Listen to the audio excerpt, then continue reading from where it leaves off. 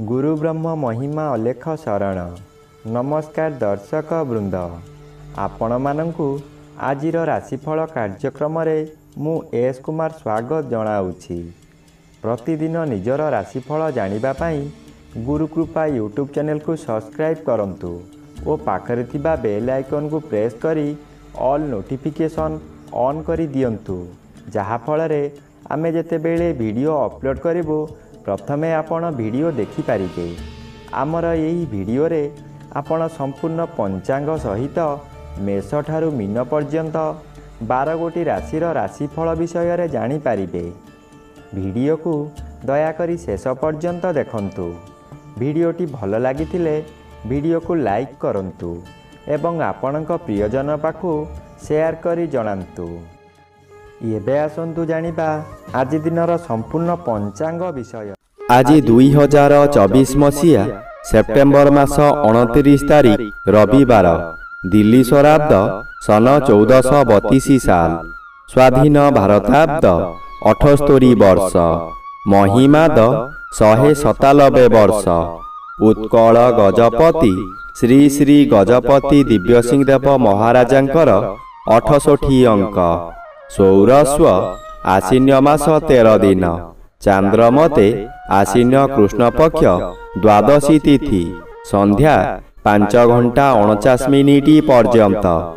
आजिर सूर्योदय विरजा क्षेत्र को 5 घंटा 39 मिनिट, कन्या लग्न 2 दंड 4 लिता गते उदय।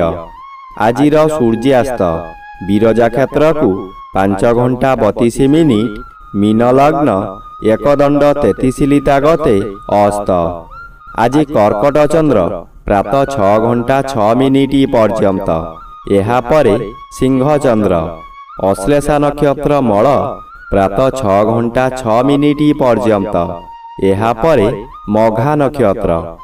आज जन्मित शिशुर कर्कट राशि विप्रवर्ण दानवगण, प्रातः 6 घंटा 6 मिनिट गते सिंह राशि क्षत्रिय वर्ण दानवगण। आज मृत व्यक्तिर 2 पाद पुष्कर दोष, संध्या 5 घंटा 49 मिनिट गते 1 पाद पुष्कर दोष। निषिद्ध खाद्य आज पोई भोजन निषेध अटे, संध्या 5 घंटा 49 मिनिट गते बाईगण भोजन निषेध अटे एवं रविवार जोगु आमिष, बीरी, मसूर, अदा, निम्ब और दग्धद्रव्य भोजन निषेध अटे। आजिर अमृत जोग दिबा 6 घंटा 27 मिनिट गते 8 घंटा 51 मिनिट मध्य, रात्रि 7 घंटा 56 मिनिट गते 9 घंटा 32 मिनिट मध्य एवं रात्रि 11 घंटा 52 मिनिट गते 1 घंटा 32 मिनिट मध्य। आजिर महेन्द्र जोग अपराह्न 4 घंटा 3 मिनिट गते 4 घंटा 52 मिनिट मध्य। आजिर काल बेला एवं 12 बेला दिबा 11 घंटा 41 मिनिट गते 2 घंटा 25 मिनिट मध्य। आजिर काल रात्रि रात्रि 1 घटिका गते 2 घंटा 30 मिनिट मध्य। आजिर राहु काल अपराह्न 4 घंटा 30 मिनिट ठारू संध्या 6 घंटा मध्य। आज प्रातः 6 घंटा 6 मिनिट गते कर्कट राशि और मकर राशिर घात चंद्र, प्रातः 6 घंटा 6 मिनिट मध्य मीन राशिर घात नक्षत्र, एहा परे मेष राशिर घात नक्षत्र। संध्या 5 घंटा 49 मिनिट मध्य तुला राशि और मकर राशिर घात तिथि, मेष राशिर घात 12।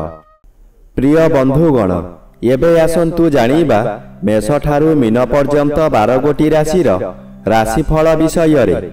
राशि चक्रर प्रथम राशि मेष राशि। आज मेष राशि जन्मित व्यक्ति मानक सकाशे पंचम स्थान रे चंद्र और आज घात नक्षत्र एवं घात बार थिबारु अशुभ फल मिलिब। आपणक मन अस्थिर रहिब, कथा कथा के आपण रागी जिबे, शरीर असुस्थ रहिब, दुख जंत्रणारे आपण जर्जरित होई पड़िबे। करुथिबा कार्य बाधा आसीबारु आपण हताश होई पड़िबे। राग शांत न कले बहु शत्रु सृष्टि हेबे। ପରିବାରରେ ପିଲାମାନେ ଅମାନିଆ ହୋଇଯିବେ। ଏବେ ଆସନ୍ତୁ ଜାଣିବା ରାଶିଚକ୍ରର ଦ୍ୱିତୀୟ ରାଶି ବୃଷ ରାଶି ବିଷୟରେ। ଆଜି ବୃଷ ରାଶି ଜନ୍ମିତ ବ୍ୟକ୍ତିମାନଙ୍କ ସକାଶେ ପଞ୍ଚମ ରବି ବାଧାପ୍ରାପ୍ତ ଅଛନ୍ତି, ଅଶୁଭ ଫଳ ପ୍ରଦାନ କରିବେ ନାହିଁ। କିନ୍ତୁ ଆଜି ଚତୁର୍ଥ ସ୍ଥାନରେ ଚନ୍ଦ୍ର ଗୋଚର କରୁଥିବାରୁ ଆପଣଙ୍କର ଆଜିର ଦିନଟି ଅଶୁଭରେ କଟିବ। ହଠାତ୍ କେଉଁ ସ୍ଥାନକୁ ଯାତ୍ରା କରିପାରନ୍ତି। ବହୁ ଅର୍ଥହାନି ହେବାର ସମ୍ଭାବନା ଅଛି। ଯେଉଁ କାର୍ଯ୍ୟ କରିବାକୁ ଚାହିଁବେ ତହିଁରେ ଭୟଜାତ ହେବ। ମାନସିକ ଅଶାନ୍ତି ଭୋଗିବେ। ମାନସିକତା ଯୋଗୁଁ ଶରୀର ଅସୁସ୍ଥ ହୋଇପାରେ। ଏବେ ଆସନ୍ତୁ ଜାଣିବା ରାଶିଚକ୍ରର ତୃତୀୟ ରାଶି ମିଥୁନ ରାଶି ବିଷୟରେ।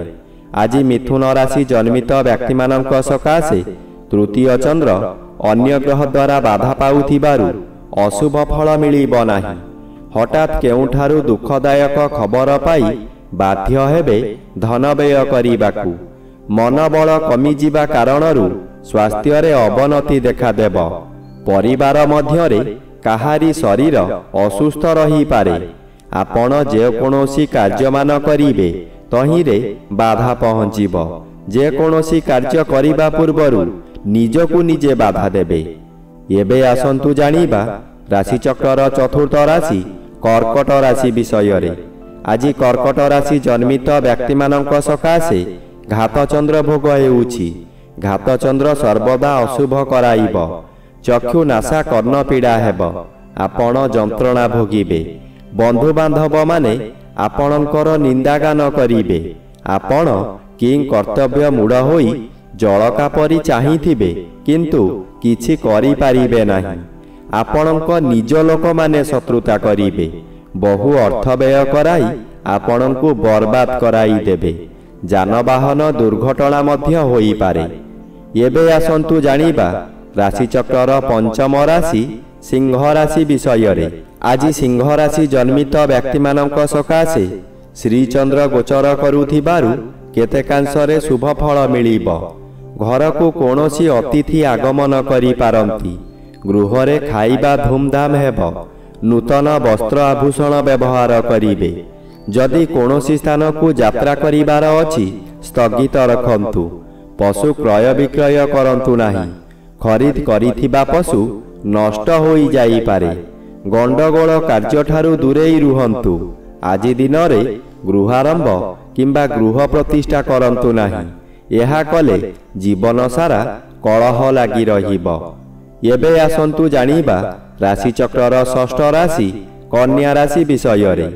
ଆଜି କନ୍ୟା ରାଶି ଜନ୍ମିତ ବ୍ୟକ୍ତିମାନଙ୍କ ସକାଶେ ଜନ୍ମର ବି ଅଶୁଭ କରାଇବ। ଆପଣ ଯାହା ଚାହୁଁଥିଲେ ତାହା ହଠାତ୍ ପରିବର୍ତ୍ତନ ହୋଇଯିବ। ମନରେ ପ୍ରବଳ ରାଗ ବୃଦ୍ଧି ହେବ। ଧୀରେ ଧୀରେ ଅବନତି ଆଡ଼କୁ ଗତି କରିବେ। ନିଜ ଲୋକମାନେ ଶତ୍ରୁ ପାଲଟି ଯିବେ। ମନରେ ଅଜଣା ଭୟ ଜାତ ହେବ। ଦ୍ୱାଦଶ ସ୍ଥାନରେ ଚନ୍ଦ୍ର ଗୋଚର କରୁଛନ୍ତି। ଦ୍ୱାଦଶ ଚନ୍ଦ୍ର କୃଷ୍ଣପକ୍ଷ ହେତୁ କିଛି ଶୁଭ ଫଳ ମିଳିବ।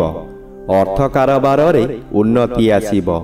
ଜୁଆ ଲଟେରୀରେ ଭାଗ ନେଇ ଉନ୍ନତି କରିବେ। ମନ ଖୁସିରେ ବହୁ ତୀର୍ଥ ସ୍ଥାନକୁ ଗମନ କରିବେ। ଏବେ ଆସନ୍ତୁ ଜାଣିବା ରାଶିଚକ୍ରର ସପ୍ତମ ରାଶି ତୁଳା ରାଶି ବିଷୟରେ। ଆଜି ତୁଳା ରାଶି ଜନ୍ମିତ ବ୍ୟକ୍ତିମାନଙ୍କ ସକାଶେ ଏକାଦଶ ଚନ୍ଦ୍ର ଅନ୍ୟ ଗ୍ରହ ଦ୍ୱାରା ବାଧା ପାଉଥିବାରୁ ଶୁଭ ଫଳ ମିଳିବ ନାହିଁ। ଘାତ ତିଥି ଅଶୁଭ। ବହୁଦିନରୁ ଆଶା କରିଥିବା କାର୍ଯ୍ୟ ଆଜି ନିରାଶାରେ ପରିଣତ ହୋଇଯିବ। ଆପଣ ଏତେ ଦୁର୍ବଳ ହୋଇଯିବେ ଯେ ନିର୍ଜନ ସ୍ଥାନରେ ରହିବାକୁ ପସନ୍ଦ କରିବେ। ମନରେ ରାଗ କ୍ରୋଧ ବୃଦ୍ଧି ହେବ। ଦ୍ୱାଦଶର ବି ବାଧାପ୍ରାପ୍ତ ଅଛନ୍ତି। ଆପଣଙ୍କ ପାଦ ପୀଡ଼ା ହୋଇପାରେ। ତଥାପି ଭ୍ରୂକ୍ଷେପ ନ କରି ବିଭିନ୍ନ ତୀର୍ଥଯାତ୍ରା କରିବେ। ଏବେ ଆସନ୍ତୁ ଜାଣିବା ରାଶିଚକ୍ରର ଅଷ୍ଟମ ରାଶି ବିଛା ରାଶି ବିଷୟରେ। ଆଜି ବିଛା ରାଶି ଜନ୍ମିତ ବ୍ୟକ୍ତିମାନଙ୍କ ସକାଶେ ଦଶମ ଚନ୍ଦ୍ର ଅନ୍ୟ ଗ୍ରହ ଦ୍ୱାରା ବାଧାପ୍ରାପ୍ତ ଅଛନ୍ତି। ଆପଣ କର୍ମକ୍ଷେତ୍ରରେ ଅପଯଶ ଓ ଅପମାନ ମିଳିବ। ଦୁର୍ନାମ ଆପଣଙ୍କ ପିଛା ଛାଡ଼ିବ ନାହିଁ। ସଫଳତା ପାଉଥିବା କାର୍ଯ୍ୟରୁ ବିଫଳତା ମିଳିବ। ଆପଣଙ୍କର ଇଚ୍ଛା ପୂରଣ ହେବ ନାହିଁ। ଆପଣ ଯାହା ସହଜ ବୋଲି ଭାବୁଥିଲେ ତାହା ବହୁ କଷ୍ଟକର ହେବ। ଏକାଦଶର ବି ଆଂଶିକ ବାଧାପ୍ରାପ୍ତ ଅଛନ୍ତି। ଅଚାନକ ଆପଣଙ୍କର ଧନ ବୃଦ୍ଧି ହେବ। ବ୍ୟବସାୟରେ ଆୟ ବୃଦ୍ଧି ଅଚାନକ ହେବ। ଏବେ ଆସନ୍ତୁ ଜାଣିବା ରାଶିଚକ୍ରର ନବମ ରାଶି ଧନୁ ରାଶି ବିଷୟରେ। ଆଜି ଧନୁ ରାଶି ଜନ୍ମିତ ବ୍ୟକ୍ତିମାନଙ୍କ ସକାଶେ ନବମ ଚନ୍ଦ୍ର ଆଂଶିକ ବାଧାପ୍ରାପ୍ତ ଅଛନ୍ତି। ଆପଣ ଶୁଭ କର୍ମରେ ଯୋଗଦାନ କରି ବହୁ ଅର୍ଥ ବ୍ୟୟ କରିବେ, କିନ୍ତୁ କାହାରି ପାଖରୁ ପ୍ରଶଂସା ମିଳିବ ନାହିଁ। ଶେଷରେ ଲୋକ ହସା ହେବେ। ଆପଣଙ୍କୁ ଲୋକମାନେ ପରିହାସ କରିବେ। ଆପଣଙ୍କର ଅସ୍ଥିରତା ପ୍ରକାଶ ପାଇବ। ଆପଣ କ୍ଷୋଭ ପ୍ରକାଶ କରିବେ। ମନରେ ଦୁର୍ବଳତା ପ୍ରକାଶ ପାଇବ। ଧର୍ମ କରିବାକୁ ଚାହିଁ ମଧ୍ୟ କରିପାରିବେ ନାହିଁ। ବହୁ ସମାଲୋଚିତ ହେବେ। ଏବେ ଆସନ୍ତୁ ଜାଣିବା ରାଶିଚକ୍ରର ଦଶମ ରାଶି ମକର ରାଶି ବିଷୟରେ। ଆଜି ମକର ରାଶି ଜନ୍ମିତ ବ୍ୟକ୍ତିମାନଙ୍କ ସକାଶେ ଘାତ ଚନ୍ଦ୍ର ଓ ଘାତ ନକ୍ଷତ୍ର ଭୋଗ ହେଉଥିବାରୁ ଅତି ଅଶୁଭ ଫଳ ମିଳିବ। ଘରେ ବାହାରେ ପ୍ରତ୍ୟେକ ସ୍ଥାନରେ ଆପଣ ଅପଦସ୍ଥ ହେବେ। ବହୁ ପରିମାଣର ବ୍ୟୟ ହେବ। ଶରୀର ଅସୁସ୍ଥ ରହିବ। ରାସ୍ତା ଦୁର୍ଘଟଣା ମଧ୍ୟ ହୋଇପାରେ। ମଥା ବିଚଳିତ ହୋଇପାରେ। ନିଜ ମନକୁ ଶାନ୍ତ ନ କଲେ ନିଜକୁ ନିଜେ ଦଣ୍ଡ ଦେଇ ହଇରାଣ ଓ ଲୋକହସା ହୋଇପାରନ୍ତି। ସତର୍କ ରୁହନ୍ତୁ। ଆଜି କାହାରି ସହିତ ଯୁକ୍ତିତର୍କ କରନ୍ତୁ ନାହିଁ। ଏବେ ଆସନ୍ତୁ ଜାଣିବା ରାଶିଚକ୍ରର ଏକାଦଶ ରାଶି କୁମ୍ଭ ରାଶି ବିଷୟରେ। ଆଜି କୁମ୍ଭ ରାଶି ଜନ୍ମିତ ବ୍ୟକ୍ତିମାନଙ୍କ ସକାଶେ ସପ୍ତମ ଚନ୍ଦ୍ର ଆଂଶିକ ବାଧା ପାଉଥିବାରୁ ଶୁଭ ଫଳ କମ୍ ମିଳିବ। ଆପଣଙ୍କ ପରିବାର ମଧ୍ୟରେ ହସ ଖୁସିର ଉତ୍ତମ ବାତାବରଣ ଆସିବ। ଏହି ସମୟରେ ଆପଣଙ୍କ ଜନ୍ମସ୍ଥାନଠାରୁ ଦୂରରୁ ଖୁସି ଖବର ମିଳିବ। ଆୟ ବୃଦ୍ଧି ହେବ। ସ୍ୱାମୀ କିମ୍ବା ସ୍ତ୍ରୀ ଜଣେ ଅନ୍ୟ ଜଣଙ୍କୁ ନିବିଡ଼ ଭାବରେ ଭଲ ପାଇବେ। ଅଷ୍ଟମର ବି ଅଶୁଭ। ଆପଣଙ୍କ କଥାକୁ ସମସ୍ତେ ଭୁଲ ବୁଝିବେ। ଅନ୍ୟମନସ୍କ ହୋଇ ରାସ୍ତା ଦୁର୍ଘଟଣା ହୋଇପାରେ। ଏବେ ଆସନ୍ତୁ ଜାଣିବା ରାଶିଚକ୍ରର ଦ୍ୱାଦଶ ବା ଶେଷ ରାଶି ମୀନ ରାଶି ବିଷୟରେ।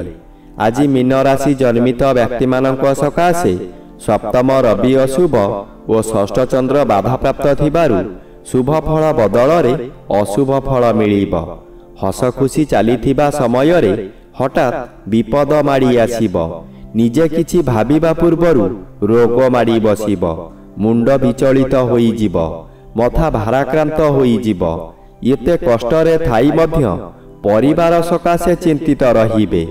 ବାଧ୍ୟ ହୋଇ ଖର୍ଚ୍ଚ ଉପରେ ଖର୍ଚ୍ଚ କରିବେ ଓ କରଜ କରିବାକୁ ବାଧ୍ୟ ହେବେ।